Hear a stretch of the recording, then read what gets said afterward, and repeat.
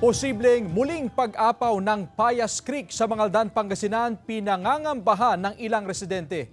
Kaugnay niyan, makibalita tayo live kay Claire Lacanilaw Dungka. Claire?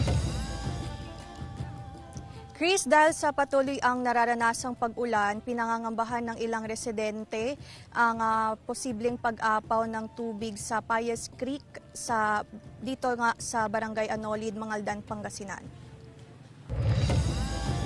Nangangamba ang ilang residente sa posibleng pag-apaw ng tubig sa Payas Creek sa bahagi ng Barangay Anolid, Mangaldan, Pangasinan. Kung nagkataon, posibleng magdulot ng baha sa mga kabahayan dahil sa nararanasang pag-ulan. Pinaghahandaan na raw ito ng mga residente. Natatakot.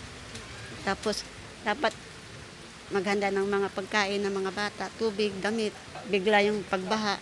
Naka-alerto raw ang BDRRMO sa anumang insidente. Ang ginagawa po ng council, i-coordinate po sa DPWH. Tapos tatanggalin po yung creek, tawag doon yung concrete pipe para mabilis po yung flow ng tubig. Nililinisan ang mga kanal sa barangay upang dumaloy ang tubig. Bumabaw po yung level niya. By next year, bali yan po ang project ng barangay council. Palaliman yan.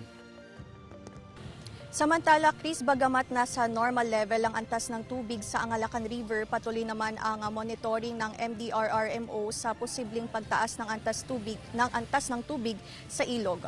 Chris. Maraming salamat, Claire Lacanilaw Dungka.